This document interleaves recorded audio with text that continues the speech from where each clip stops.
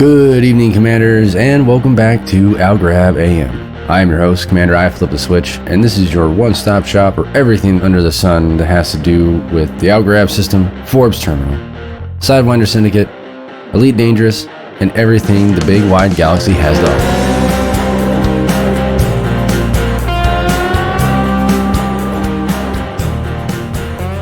offer. So this week, we have a very special guest. Phill P has come back, and, well, the man has some stuff to share. But before we get to that, it's been a while, but it's time for us to continue the epic saga of how, well, I got myself kind of lost out there. In a lovely little segment I like to call Switch in Space.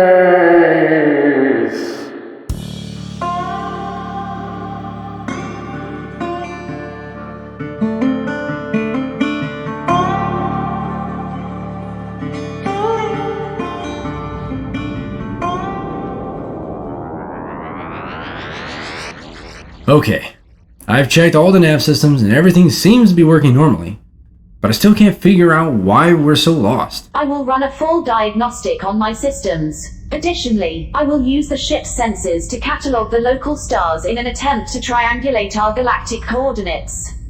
Time until completion, 13 hours. 13 hours? You can't do it any faster, Jenny? Not without a high probability of pilot death. I could reduce the time to 12.8 hours by diverting power from life support. Life support systems, offline. No, wait, just... take your time, Jenny. Give you all the time in the world.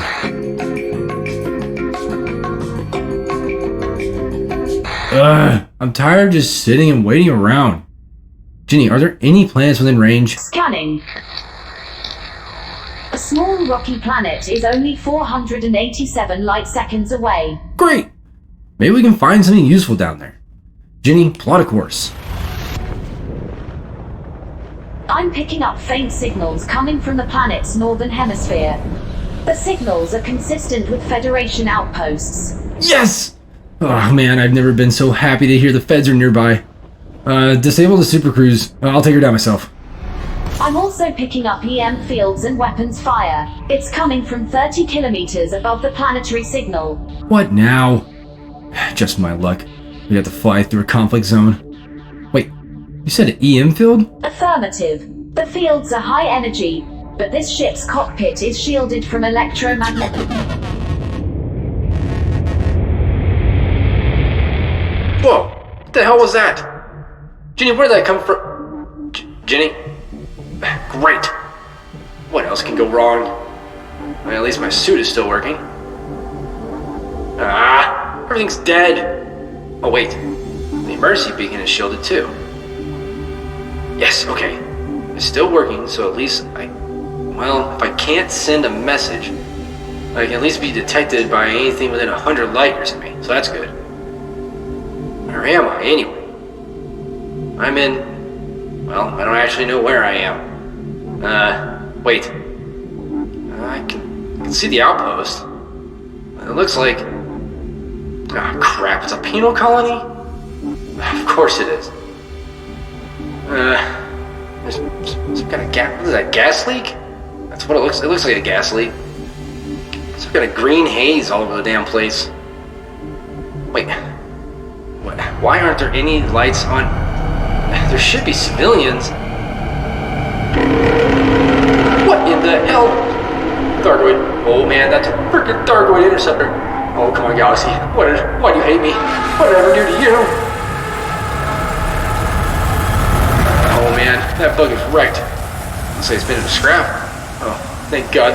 Oh man, well, it looks like it's gonna leave. Okay, look, those are Thargoid pulses. Commander, are you okay? Yes, Jenny. I'm fine. By the way, only the cockpit is shielded from EM. Just want to let you know. I will make a note of that.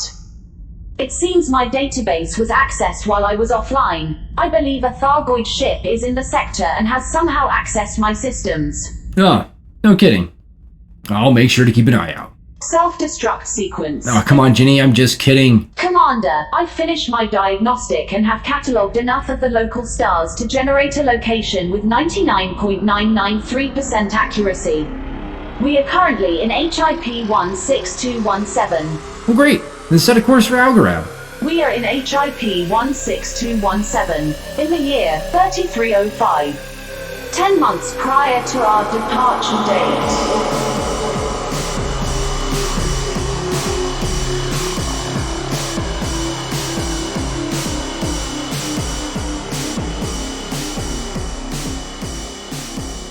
Man, I tell you, it's something else experiencing these little adventures over again. But I tell you what, though, there's a whole lot more coming down the pipe. So stay tuned and make sure you're dialed into Algorab AM. But aside from that, let's get back to the real meat and potatoes of the show, shall we? So we're going to get back to our interview with Phill P. And this interview, again, masterfully done by the one and only Monohive. Not only does he have editing skills that, I tell you, are second to none, but he's also a damn good interview. So in this segment, Phil's going to take us through a couple exploration tips, some things that he has learned as far as how to manipulate the Gal map, some other things there, and also talk to us about his role in organizing the Enthusiastic Christmas Colonia trip, which is beginning on the 1st of December. So you still have time to go and sign up for that and get more information. But with that, let's turn it over to Monohive and Phill P and talk about some exploration. Okay, Phil, how are we today? I'm okay, yeah. Done a little bit of advanced scouting. Last night for Richard. We just went to a couple of the points that we're going to be visiting on the expedition, just to grab a little bit of video of them. I think Richard wants to do a promotional video or something, I'm not sure. Oh, okay, nice. Did you get anything interesting apart from that? Like, are they going to be any changes to the route? No, the all of the areas that we're going to, there's more stuff to see than what we're saying, so we don't want it to be a never-ending list, but I mean, if anything, there would be sites that we could add rather than change. Right, okay, got it. We were worried that if we had too many, especially for the newer people, that they might find that a bit daunting and overwhelming, even though we specifically say that the POIs, you don't have to visit them, they're all optional. You know, you visit as many as you've got time for or feel like going to. But there will be people who will want to go and see them all. Whether there's any pressure on them to do so or not, they'll put pressure on themselves to do it. They'll decide that they want to go see them all. And so if we start adding loads and loads and loads, you know, then that's just going to get a bit too unwieldy, you know. Have you guys run into any organizational problems yet with the planning so far? I think the biggest thing about organising an event is not to get too hung up on everything that's outside your control and be ready to adapt your plans, because you might plan for an event and then, I don't know, maybe that day not a lot of people can turn up, you know, so what do? You know, it's a very fine line between planning it and being flexible enough to change that plan, you know, when circumstances come along that no longer make the original plan possible. But that's more to do with, like, events that people were thinking of having, you know. So if somebody says, like, oh, let's have an SRV race, but only 3 people come online that night, it ain't going to be much of a race, you know. And so really a lot of it is about trying not to get too hung up if that happens. Right. And also there could be spontaneous things happening too. I mean, you could just be on your way from one point of interest to another during the week, and there might be quite a few people on that day, and you all decide to get together and meet up somewhere. That wasn't a planned event, but it's brilliant, you know. So, I mean, I'm expecting there to be things announced in the Discord during the day and during the evening, you know, as people do things and find things, and on top of any events that we may have planned for them, they'll be making up their own and inviting other people to come and join them and say, hey, look, you know, I found this really cool spot. It would be brilliant for a race, or it would be brilliant to just sort of gather around and have a campfire moment, or do a bit of formation flying, or I found some nice canyons to take ship launch fighters through. Who wants to join me? You know, so what we hope is that it'll encourage people to think of things that they can do themselves and wing up together to explore. and have a bit of fun with it. That's the most important part, to have some fun with it. Like, I mean, I have the whole route plotted out for myself on ET Discovery and the POIs that I want to visit. But for someone who may be doing an expedition like this for the first time, what would you recommend they do in terms of planning their itinerary out? I would say don't try and plan it too much, first of all, because until you start travelling out in the black, if you've not been out of the bubble before, if you've not been any great distance before, then the first thing you need to do is find your own pace, yeah? Some people like to sort of meander and they do a lot of exploring along the way. Some people just buckyball to the next position as fast as possible, but when they get there, they spend a little bit of time mapping and exploring nearby systems. Some people mix and match, you know, so the first thing you have to do when you get out into the black is to find your own pace, explore at your own pace and find out what you feel comfortable with. And then after that, you will know what waypoints you'll be able to go to, what points of interest rather that you'll be able to go to, and you'll plan it yourself. You'll figure it out yourself, you know? You know, there's a danger as an organiser of trying to overthink it, of trying to plan absolutely every detail of every detail of every detail.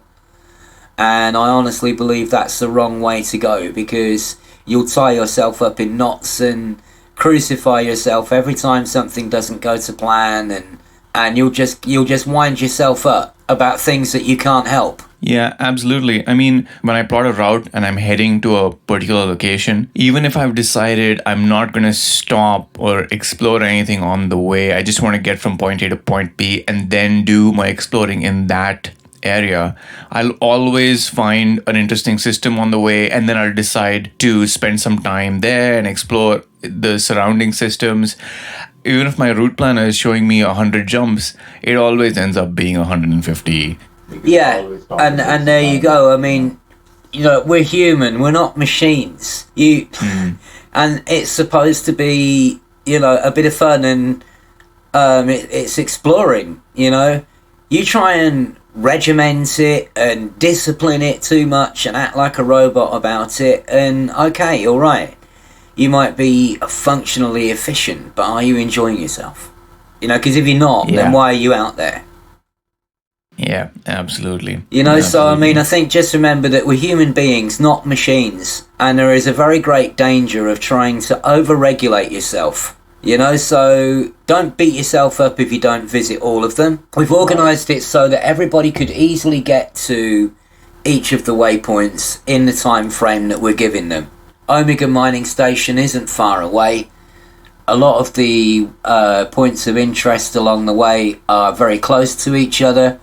You know, Labyrinto and Thor's Eye are within a couple of 100 light years of each other. So a lot of these places, although it looks like a long list, there are some places where you can visit 2 or 3 of them in an hour, and other places where it may take you half hour, 40 minutes to travel to just see one of them. We've tried not to make anything too time consuming, in much the same way as Distant Worlds did, that even if you only get a few hours a week to play, you'll be able to see most things and join in with other players. You know, hopefully there will be people on at all times of day in various parts of the galaxy, and you'll be able to see them and meet up with them and go exploring with them, land on planets and drive around with them, you know. Winging up is, you don't really think of exploring when you think of winging up. You think of mining or trading or combat, but winging up as explorers is a lot of fun too, you know. So yeah, you know, just really, I can't say enough. I can't say how important it is to not try and get hung up on rules and methodologies and how-tos, and arm yourself with the information you think you need, but then just get out there and enjoy yourself. Right on, right on. You say winging up, you talk about winging up. Well, apart from being able to see where everyone is in your wing, what's the other advantage of winging up when you're exploring? Well, if you go into a system with 54 bodies, you can map it between you. And it's just the same kind of fun as you get winging up to do anything else. I mean, what's great about winging up in combat? The fact that you're fighting with your friends. what's great about winging up and exploring, because you're exploring with your friends, you know.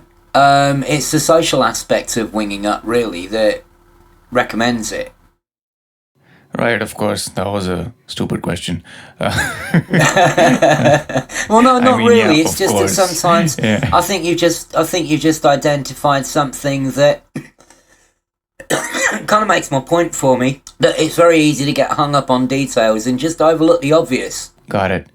That's one thing I didn't know. I mean, it's crazy. You learn new things about the game every day. I didn't know that if you're in a wing and you're FSSing a system, everybody sees what the other wingmate is seeing. Mapping too. Once you've all FSS'd the system together, you know, you can say, right, okay, well, look, there's 36 bodies, right? 4 of us will take 9 each. Map them. So who gets the first discovery? All of you. Oh, interesting. Okay. I mean, I don't know exactly how all that shakes down. We've never quite figured it out. Okay. Even if only one of your names ends up on the system later.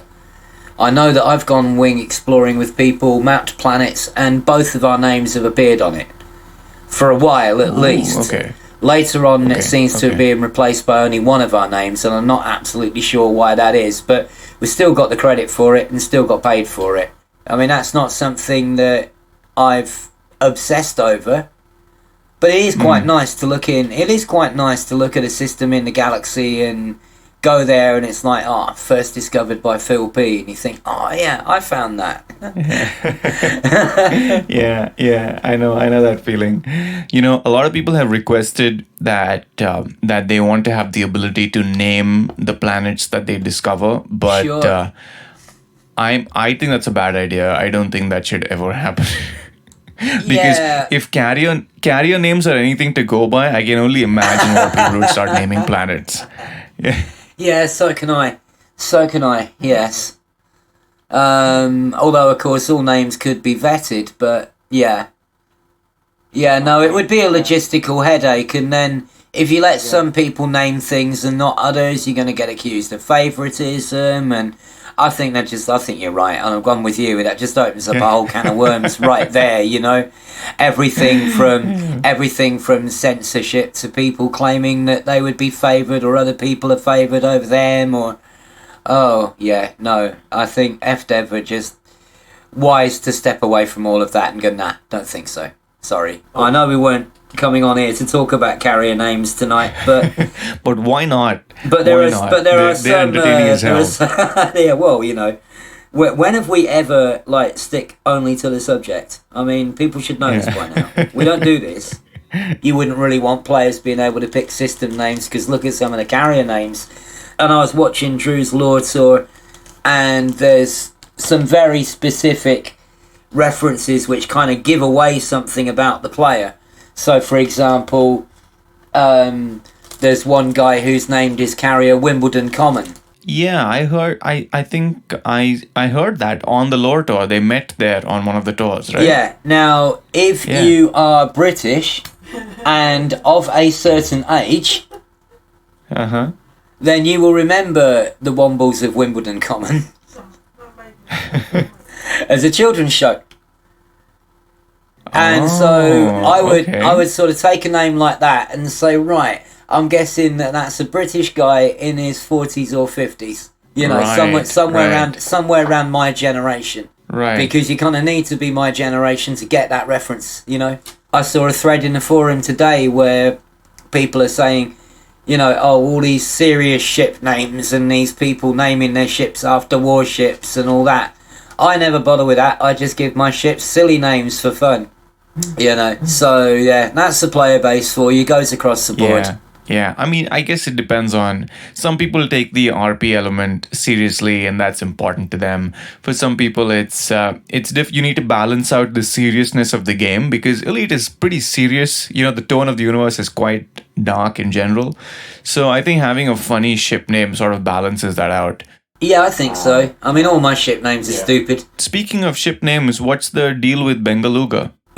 Well, you've got the Sidewinder Syndicate to thank for that. Okay. When I put the Beluga together, I was looking at liveries for it, and I picked the orange and black striped flamey livery. and I took a picture of it sitting on my carrier. Yeah, I took a picture of it sitting on my carrier, and I posted it in the Sidewinder Syndicate, and someone, I can't remember who their name is, but thank you, whoever you are, they said, oh, it looks like a tiger, and then they said Bengaluga, and I thought, that is a brilliant name. That is a brilliant name. And they said, oh, feel free to use it. So thank you to whoever that was. I can't remember your name now, but I thought Bengaluga was a brilliant name, so I stole it. Yeah. Nice. That does make sense. So yeah, got the Sidewinder Syndicate to thank for the name. Yeah. I remember seeing the ship the last time I was dropping off some tritium at your carrier, and I was taking a look at it. Of course, it looked super flashy sitting there, and I was wondering what is up with this name. I was trying to figure it out, but yes, it makes sense. It makes perfect sense now that I think back. If you say it as Bengaluga. Yeah, no, I'm Indian, right? So I'm like, okay, Bengal. Okay, exactly. What's the connection? I was thinking Bengal tigers, but you were right. I mean, I didn't think about it enough. I suppose. You were right. Bengal tigers, orange and black stripes. I mean, I know it's supposed to be flames, but they do look more like stripes. Actually, he was right about that too. I mean, I didn't pay much attention because I was busy trying to not crash my Type 9 India carrier, but yeah, makes sense now that I look back at it. I mean, the Beluga is hands down my favorite ship right now. Thanks to you, I managed to deal with the heating issues. Did you? No, I didn't. I really didn't. Nor did I. But again, thanks to you, I managed to deal with the heating issues. And after that, I'm just like, oh, this ship is amazing. And for me, I'm a huge Star Trek The Next Generation fan. And the bridge feels very much like it's from that stylistic viewpoint, because even all the TNG era ships, they all look like luxury liners, and I really think the designers took I never thought of it like cue that, from those ships. Yeah. Now you mention it, that's true. Yeah. Sonia's a big Next Generation fan. She's sitting here nodding while you're saying this. She's going, that's right. So, yeah. High five, Sonia. Hiya.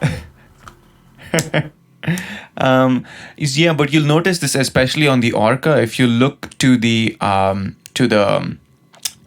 multi-crew seat, you'll notice the panels, they're black and yellow, very much like not exactly, but they're very similar looking to the panels on the TNG thing. I don't know if they're intentional, but it definitely gives me that vibe whenever I look at them. I've never understood if it's intentional or whether there's only so many ways you can make a ship look, and so people are going to draw comparisons because of that. But yeah, it could be a nod to it for all I know. There's a lot of subtle little nods to things in this game where you're not quite sure whether they are subtle nods or not. They could be. I wouldn't put it past FDev to just put a few things in there and then let's see if they notice. Yeah, like the Rubik's cube in the crate, Right. But you can't see that unless you're in VR, right? Yeah, or unless you sort of you can kind of do it in cockpit view, and you can do it in external camera if you look at the different views of the ship. I think you can see it there. Might not be able to see it there, but you can definitely do it when you just look around in cockpit view. When you detach yourself from the cockpit and look around inside. But I mean, VR would let you see it at its best, obviously. Okay, so now that we're totally off course, let's try to get back to the subject at hand. Yeah, so we were talking about the expedition, we were talking about the ships. Since we were on ships anyway, is there something you would like to suggest to players in terms of what they can do with their ships for the expedition or for exploration in general? Because I was going through your tips a while back, and I noticed one thing really stuck out to me, and I thought it was so interesting that you can be creative with your loadouts like this, was the rail guns that you were using to sort of vent plasma. So I'm guessing railguns with plasma slug, to vent your fuel so that you can increase your jump range if you want to get to something, that's a little bit beyond what your current jump range is. I thought that was so interesting. So first of all, I wouldn't put it on any ship with less than a 32-ton fuel tank. You can, but I just think that could be very risky. You find yourself at 2-3 jumps in a row without fuel and you've had it. It's one of those things where it's a real niche use, and somebody had to be in that position to realise that using, a plasma weapon to fire off fuel would do that. But so, for example, my Asp Explorer has 65.5 light years, and if I wanted to get to the peak, which I need 66.2 for, I could fire off fuel until my range was 66.2, jump to the peak, and still have half a tank. You could try that in a 16-ton fuel tank and leave yourself with nothing, which is why I would not really recommend it for anybody with a fuel tank smaller than 32 or incredibly good fuel efficiency. And so the more that plasma weapon will come into its own if you are exploring the outer limits. But it's a very, very niche, very, very rare thing, and I doubt if anybody would even need to use it on this trip. But you never know where some people are going afterwards. There's a couple of people have already said to me, we've joined your expedition and we're going to go on from Colonia because I've got a buddy who's not been to Sagae before and I want to go here, and I know someone else who wants to go to Beagle Point, and so there will be some people going on when maybe some of us will either be sitting on someone's carrier waiting for it to go back to the bubble or making their own way back. There will be other people who will be kind of using our expedition as a way to have a bit of company for a while before they go off and do some exploring with maybe just a few friends or by themselves. So, again, had a little chat with Richard about this the other night, and that was, I was saying to him, you can't over-regulate it because you will get people who just want to sit on your carrier all day while you jump everywhere. There will be people who will be very experienced explorers anyway who could probably do the whole tour in about 2 days, but they're coming along because it's a bit of fun, because they want to encourage new people, they like meeting new people, and they don't mind that they've been to most of these places before. It doesn't bother them, because they're still all nice places to visit. And you can always go there in a different ship and get a screenshot that you haven't before and meet people that you haven't before and get something out of it that way. So, we are going to have people across the board, from people who more or less live out in the black to people who've never been there. Right. Speaking of carriers, from Jackson's Lighthouse to Shapley 1, that's about 1,000 light years. And from there to the next POI, it is around 500 light years. So if we have a carrier that's sort of providing support for players, and I'm in between a POI and and a waypoint, and I'm a few thousand light years off, but I want to call it a day and then and not have to worry about getting to the next waypoint until the weekend. Will I be told where the carrier is so that I can just jump to the carrier, load up, and then forget about it till the weekend? Those who are bringing carriers, like myself, Richard, Del Rey, Gabriel, I think, is bringing his as well. There's going to be at least 3-4 carriers in support, and they'll be leapfrogging each other to the POIs. So, say, from Jackson's Lighthouse, Richard will go to Shapley Point, I'll go to the View, Del Rey will go to Labyrinto, and Gabriel maybe to Thor's Eye, for example.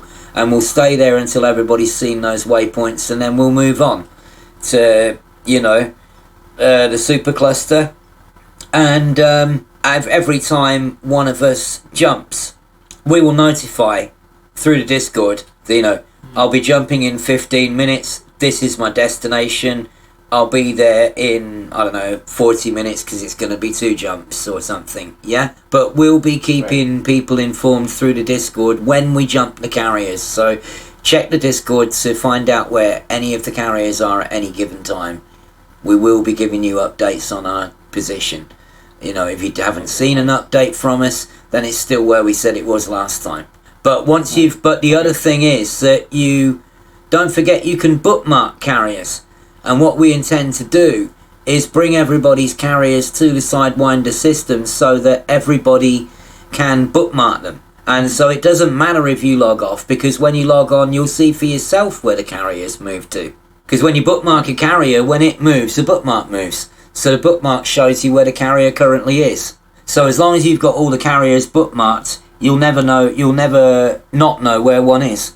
Got it. That's great, because during the week, I may just decide, okay, I've had enough for this week, but I haven't made it to the waypoint yet, so I'll just load up on the nearest carrier and, that's it. We're good to go. That's nice. That's really good to know. Yeah.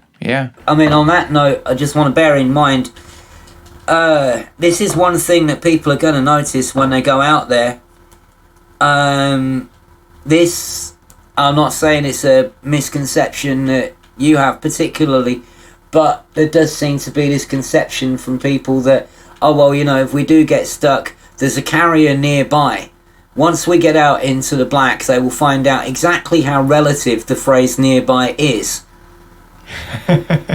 Because nearby could still be 5,000-6,000 light years away. And if your canopy goes, or you have some other kind of issue, a carrier could be a long way away. So we do still have a couple of people coming along who will be acting as fuel rats and hole seals if people can't get to a carrier for any reason, or suffer an accident like the canopy goes, or hit a planet too hard or something like that and manage to survive it. Then we're encouraging people in our builds to take repair limpets anyway, but there will be plenty of people with repair limpets who can come and fix you up, escort you if you need it, fuel you if you need it. I've got a fuel transfer limpet. If anybody runs out of fuel, can help them out there. If anybody needs fixing, I've got a 5D repair limpet, which is a standard issue repair limpet used by the whole seals, because I was a whole seal for a while. And so the message here is the carriers are not the safety net you think they are. And there's this impression that the game is no longer dangerous because of the safety net that people perceive carriers to be. But you could still be anywhere up to sort of 8,000-9,000 light years from the nearest carrier with no canopy and only seven minutes left on your life support. So if you don't have plenty of iron and nickel to refill your life support, you'll be dead before you ever get back to a carrier. Great. So that's good to know. I'm going to stock up on my materials. This is one of the reasons I'm releasing this little. You've read some of it, and I've updated it since then to add a few more things. There's going to be a basic explorer guide which I'm going to release, which I advise everybody reads who's not been out in the black before, and perhaps even if you have, you might be something new in there. I doubt it for the more experienced explorers, but you never know. Anyway, and it does cover things like this, like personally for me, I'm prepared to sacrifice a bit of range to take an A-rated life support and lightweight it, because it's the difference between having 7 minutes of emergency oxygen if your canopy goes in 25 minutes. The problem with that, Phil, is there may be a lot of people like myself who don't have access to grade 5 engineering on life support. I understand that, yes, not everybody's going to be able to get lightweight life support, but if you have got that unlocked, use it, because I've seen people who've got that unlocked who are still taking D-rated life support. So I understand if you don't have access to the unlocks that you may not feel you've got a lot of choice, yeah? And so you'll take a unengineered D-rated for the lightest weight. But if you do have that engineering and then you don't use it, I really think that, that's a fundamental mistake, not to take advantage of, being able to lightweight an A-rated life support. And I'll do that over even an unengineered D-rated every single time. Space is big, and you could be out there a long time before somebody can get to rescue you. So, all right, I admit that, you know, not everybody's got everything unlocked, but, you know, this is another thing about the trip, which is to let people know what's important so that in the future they can say, all right, it really helps if you've got that unlocked, and then they can work towards doing that before going on another exploring trip.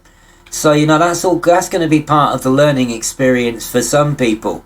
Yeah, I didn't have life support unlocked when I went on Distant Worlds 2, you know, and Distant Worlds 2 taught me so much. And, you know, you come back from something like that thinking, well, now imagine if I'd done it this way instead, how much easier I'd have made it for myself. And if I'd known then what I know now. But of course, that was the whole point, to give you that knowledge. There's something that I specifically wanted to talk to you about today, and that's how we explore in the first place. For me, until I learned a couple of things from you, it was mostly jump out, honk a system, use your FSS, scan for interesting bodies, and move on. But I had totally ignored the star map. And you have very graciously put together a document about using the star map and using the names of systems and the codes to, you know, to find interesting systems. Just give us a little bit about that. When the Stellar Forge, which is, you know, the engine that has generated this approximation of our galaxy, they used as much detail as they could get at the time from NASA, from all other space agencies, from star charts, from catalogues. And at the time, Michael Brooks put a lot of effort into grabbing as much information as was known about the star systems that we've discovered and named. But then everything else is extrapolation. You know, even in the real world, everything else is extrapolation. There are stars that we don't see. We detect them through radio analysis, radio telescopes, or spectrographic analysis. We don't actually see them because they're just not visible at the range they are. So when the galaxy was generated, they ran out of names for things, so they became sort of weird combinations of letters and numbers that were never expected to be pronounced. And it's actually quite amusing hearing people say, I'm in the sinew iffy system. Yeah, I think that's how you say it. Yeah, the sinew iffy system, we're in there. You know, where the Guardians are. Oh, right, yeah, alright. You know what I mean then. And so these names that were never meant to be pronounced, but I mean, I didn't come up with this. I didn't work this out. A commander called Jackie Silver did the initial research into this, where he realised, and I mean possibly others that did as well, because it's the old thing about how many people discovered it, and is it the guy who published it first or whatever, yeah? But he was the first to put together any serious kind of analysis of it and post it to the forums. And he noticed that the system names weren't just procedurally generated names. Certain letters in the name would correspond to the mass of the objects that you found in that sector. And so he discovered the connection between sector names and mass codes. How he worked all this out, I mean, I'm not the kind of person, you know, I can look at it afterwards, I can see what they did, I can explain it to someone else, I can break it down and I can explain it to someone else. But, you know, these guys and girls who work it out in the first place, I am just lost in admiration for them. So the sectors are organised by mass, and so we could say by the amount of helium in the system, by the amount of usable mass that can be coalesced into bodies in the system. And so if you think of every sector as a big cube, and inside that cube you've got 8 more cubes, and inside each of those you've got 8 more cubes, and the smaller the cube, the less massive objects you'll find there. So in the smallest cubes you wouldn't expect to find black holes. You'd expect to find those in the larger ones, and in the smaller ones you would expect to find the smaller bodies, brown dwarfs with lots and lots of rocky ice worlds. And so to an extent, depending on what the system is called, what the system is named, you can take a semi-educated guess as to the kind of objects that will be found there, and that will help you narrow down your search if there's something in particular that you're looking for. So if I'm in a sector and previously in a different sector I've found a large concentration of high mass bodies like black holes and supergiants and stuff like that in a system that had the suffix AA-AH, if I'm in a different sector, I will most likely find similar bodies with the same, with that sector name and the same suffix, right? But bear in mind that it can vary too, because you can go into one sector and there will be a lot of bodies under mass code H, but then you go into another system and there might be very few under mass code H, but a lot more under mass code G. So all sectors are not alike. There are some sectors where you'll find more M-class stars than anywhere else. There are certain sectors which have whole fields of brown dwarfs. There are other sectors where they have an abundance of white dwarfs. Out on the edge of the spiral arms, there are barely any neutrons at all. O stars seem to be very rare regardless of the sector. And the same goes for Wolf-Rayets and Herbigs. Right. But yes, it's a guideline. That's it. It's just saying that if there are objects under that mass code there, then they are more likely to be these kind of objects. But it's not a hard and fast rule. There's no guarantee that you'll go into a sector and there'll be anything at all under H. Right. Or there might be lots under H and nothing under G. It depends.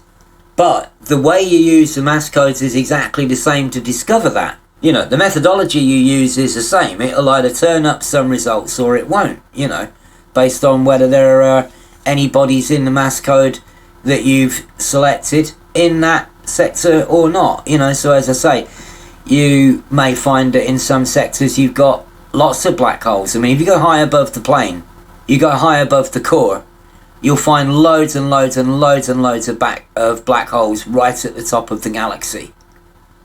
And not many other types of star at all. Go somewhere else in the galaxy and it'll be a different story. Hardly any black holes, and most of the stars will be red dwarfs, since most of the stars are red dwarfs anyway in our galaxy, and it is most stars' destiny to become a red dwarf. Black holes and neutron stars and white dwarfs and stuff are actually rare. It's far more likely for many stars to just end their life as a red dwarf and then gradually cool down and become a brown dwarf. Not every star goes nova, not every star collapses in on itself. That's actually quite rare. And it's only because there are so many stars in the galaxy that we've found so many of them, but they're still comparatively rare because you're still talking about thousands out of billions. But yeah, it's going to be interesting to watch. I think one of the most interesting things for me about distant worlds when I went out there was how my sense of distance changed. Because when I was going around in the bubble, I used to think, oh my god, 25 jumps to Palin, that's forever. Yeah?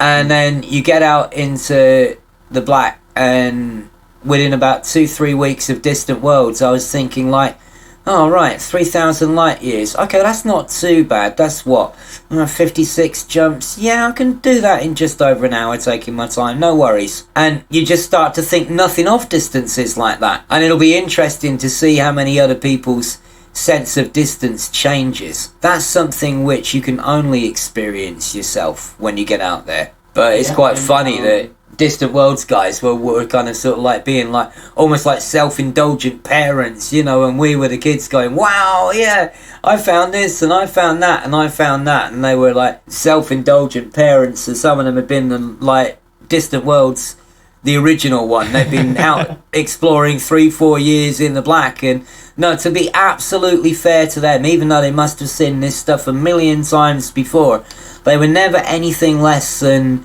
friendly and encouraging, so it wasn't like, yeah, kid, I saw 70 of those 4 years ago, it was like, oh, well done, yeah, keep searching, keep looking. And again, that's something that's great about this community, because people with experience aren't cynical and jaded. They're still as excited for new people to learn, and they never forget how excited they were when they first learned. So, you know, they were great. They were brilliant guys, you know, brilliant guys and girls. Yeah, and also, like, I mean, it's a one-to-one recreation of the galaxy. These are stars that you can see from your terrace or your window at night, and you can go to them in the game. This constantly blows my mind. It's amazing that I get to do this. Yeah, this is what Drew's saying on his lore tour as well. Yeah. He said it might just be a game. It might just be a game, but the thing is, I can go and look at the stars in my binoculars in my back garden, and I can go into the game and I can actually travel to them. I know I'm not really doing it, but it's still cool. Yeah, and I think that's beautiful. It's beautiful.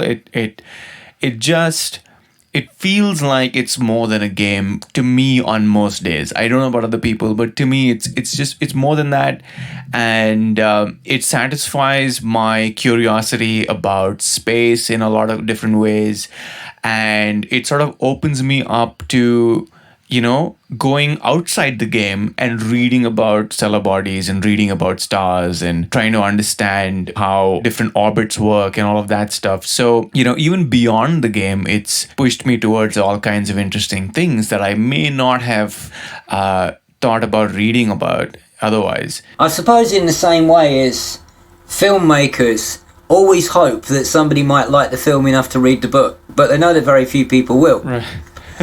You know? Yeah.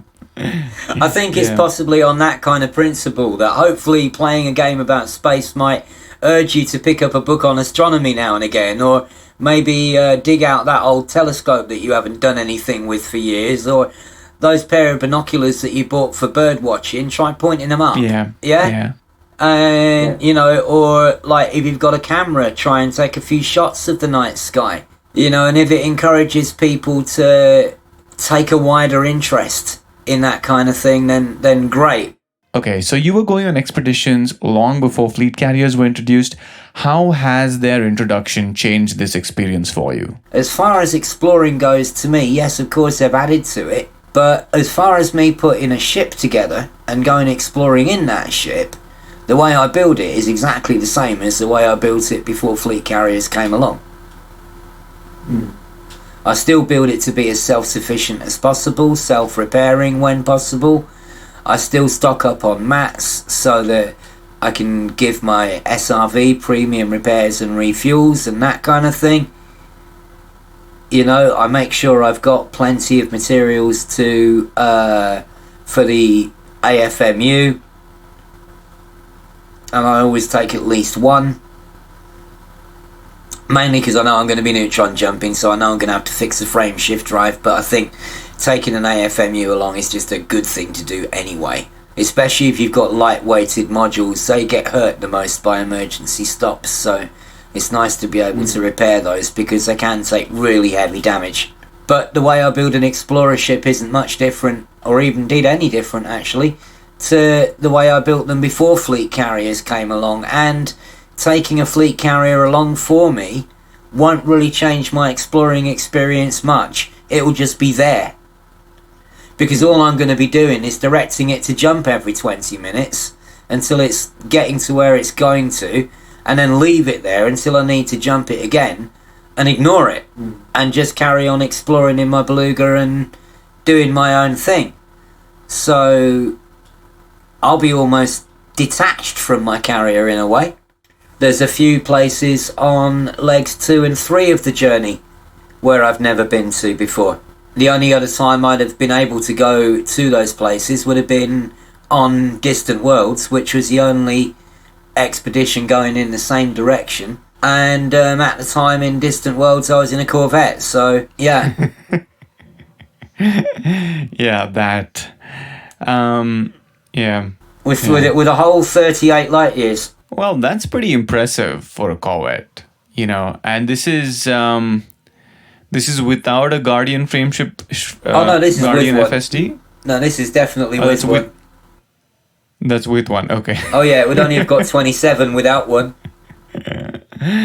Okay, 37 is not bad. I think 30 is a good number for for any exploration ship. 30 and above is, you're good. I would personally like 40 at least, because I mean, let's say you want to go and do one of the rites of passage, you know, Beagle Point, for example. You are going to find it a royal pain to get to Beagle Point with 30 light years. In fact, you ain't going to get to Beagle Point with 30 light years. You're going to need 34. But you'll need 34 to get to Beagle Point. You'll need 42 to get to Samotus Beacon. You'll need 66 to get to the peak. But sure, yeah, 30, I don't know. For me, I think 30 is a bit short. I like say 50 at least to be safe. And 40 is okay, but you will find, especially plotting around permit locked areas, a lot more painful with a shorter range. Of course. So it swings and roundabouts, yeah? No, it's not a race.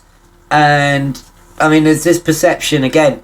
I mean, I remember sort of reading somebody saying, oh yeah, you know, you got these long ranges, so you jump everywhere and you don't see everything. And I'm like, well, that's not true. I don't do that. If I have a 67 light year range, and I want to explore the nearby area, and I just do little 5 light year jumps to everywhere around me, you know, I don't not do that because I can jump further than that. You know, people get perceptions about other players and they think that if you've got a long range, that means that you won't actually spend any time exploring. But this comes back to what we said earlier about different ways of exploring. There are still some closed-minded attitudes towards it. I mean, range is there to be used, and if you need to get there somewhere quickly, it's handy, and it's not the be-all and end-all, but I still wouldn't want it too low, speaking personally. I still wouldn't want to use it too low, because it can be really, really painful over a long distance. It depends. If you're just taking a trip and you're not on a deadline and you're going to be out there for months, and you don't mind taking a short-range ship because, you know, it's not a race, you're going to be out there for ages, go ahead, but I like 50 at least to be safe. The Corvette was nice, and I might take it on short-range trips again. I might take a 40 light-year ship on short-range trips again, but ideally I like to have 50 to 60. Yeah, I mean, it's also like whatever ship you're most comfortable in. You know, there's always a trade-off. Like, what are you comfortable spending a lot of time in without going crazy, versus what kind of jump range can you sacrifice to do that? And I feel that's a healthy trade-off, you know? Well, it's always I mean, the idea of a trade-off shouldn't really be new to anybody, because combat's a trade-off, mining is a trade-off, everything you do in Elite is a trade-off. Every time you engineer your ship, it's a trade-off. You know, regardless of what it's for. And yeah, so of course exploring comes with its own trade-offs as well. For me, I'm prepared to trade a bit of range for a ship that I prefer flying. I don't like flying the Anaconda. I just don't enjoy it. And I know other people do, and that's fine. More power to them. Fly your Anacondas all day, explore, and be happy. You know, you're going to be in that ship for a month, maybe longer. And that's a long time to be in a ship you don't really like. Or a ship you get sick of after 2 weeks. And then end up hating. Yeah. So the ship you choose is vital. And I'm prepared to take, you know, because I don't like the Anaconda, that restricts me to maybe DBX Phantom, something like that, for the next longest range, yeah? Fortunately, I love my DBX. The Phantom is good, but I did over 1 million light years in a Phantom and just actually got bored with it. I needed to take a break from flying the Phantom, and I enjoyed flying the Phantom, you know? So that's the other side of it as well. You can burn out using one ship all the time, and then you want to try something else. Yeah? So even though I had no problems with the Phantom, totally capable ship, I've got no hesitation in saying that the Phantom, hands down, is the best medium explorer ship in the game. The Millennium Pancake. It's the best. Yeah. Yeah.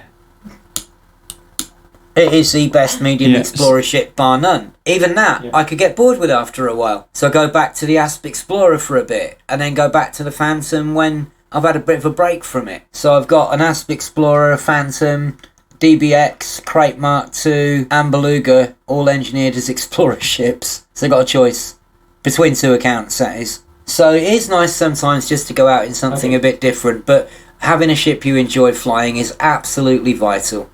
You know, I just cannot emphasize enough that if you're out there in a ship and you don't like flying it, or you get bored flying it, or you get fed up flying it, or you get frustrated with its lack of range or lack of agility, lack of turning speed in Super Cruise, whatever it happens to be, lack of internals compared to other ships, then you know you're going to put yourself off not only the ship, but you're going to put yourself off exploring as well. So yeah, put some thought into the ship you're going to take with you. It does matter. Yeah, I mean, at the end of the day, if you're not having fun in your ship, you're not going to spend as much time exploring. You're going to get tired of it. Yeah, that's good. That's good advice. Okay, and I think that's where we're going to wrap it up. Thank you so much for your time, Phil. Is there anything you'd like to leave our listeners with? Really just what I said at the start, you know. It's very easy to get hung up on the methodology, to get obsessed over ship builds and engineering and range and what you're going to take with you and all the rest of it. And okay, alright, planning doesn't hurt, of course, otherwise I wouldn't be recommending people do it. But yeah, you know, plan well for your trip without getting too obsessed about it. Take a ship you like flying, and don't forget that you're out there to have fun. Don't get obsessed with the methodology. Actually enjoy discovering things. I think that's the best thing I could say to anyone. You know, that joy of discovery is what you're trying to find again. So you get yourself bogged down in details and mechanics and turn it into a robotic exercise and forget that you're supposed to be having fun, then you're kind of doing it all for the wrong reasons, really. You're just exploring a game mechanic. And I think there's more to it than exploring a game mechanic, just like there is for combat, mining, trading, or anything else that you enjoy. So yeah, don't forget to have fun. Super. All right, thanks, Phil. It's always great to talk to you, man. You know, there's always so much stuff that we end up like meandering about. Well, you know, there'll be a lot of this. I mean, on the expedition itself, you know, I imagine that the chat room will be quite active, and I hope that people will be dropping in, you know, and sharing their discoveries. And you may find that when we have things like mass launches, for example, the chat room will get very, very busy during a mass launch or a meetup. But so we'll have those to do as well. We will be doing mass launches. So for people who've never done those before, they're fun. We will be having meetups. We'll be having silly events going on like SRV soccer and various shenanigans and flying SLFs around and having a bit of fun. Maybe a little bit of PvP by consent only. Maybe duck out of the private group and into open for those people who want to do that. And, you know, then whatever people want to do. And of course, if people along the way think, they say, hey, I found this really cool place and I got an idea for something we could do here, let us know. Yeah? If you think there's something that we should run, if you think there's something that we should include, let us know. You know, don't be a stranger. If you got some ideas about how to make it more fun, more enjoyable, anything that you think other people haven't thought of, get in touch with myself, get in touch with Richard, get in touch with Phill P. Let them know, you know, because we want feedback from people. And you can never think of everything yourself, and there's always someone who might come up with that little gem of an idea that nobody ever thought of. Yeah, so use your imagination and enjoy yourselves, and feedback to us on your experiences, because, you know, and jump into the chat and join us, because we'd love to have you there. Right on, man. Okay, thanks, Phil. I will see you at Jackson's Lighthouse on December 1st. All right, man. If I don't talk to you before, look after yourself. All right, cheers. Cheers. All right, that was an amazing interview. Good job, Monohive, and thank you very much, Phil, for coming in and explaining, honestly, stuff about exploration and just the use of the Gal map that I was not ready for. I didn't really think about it, you know, beyond a lot of just going to a destination or, you know, picking a destination and just trying to plot a course to it. There's some real science inside that map. And, well, again, this is great stuff to share and great knowledge to get. So, Phil, again, thank you for your time. Now, all the stuff that he shared, we'll have a link to a short video tutorial in the show notes. So if you have any questions about that, if you want to get a feel for how Phill does it and how it's explained, you can check it out down there. But with that, Commanders, that is going to do it for this episode of Algorab AM. Again, I want to thank you very much for listening. Remember, Algorab AM can be found in all the places you find your podcast, whether it be iTunes, Google Play Podcast, you name it, we're there. And that is going to do it. Please go out there, enjoy the holidays, spend some time with your family. We are coming up close on what we, back in old Hera, like to call the thanks of giving. And there's no better time, especially in this year, to really sit down and be thankful for the people that we have. And maybe the places that we're in, good or bad, it could always be worse. I know I'm thankful.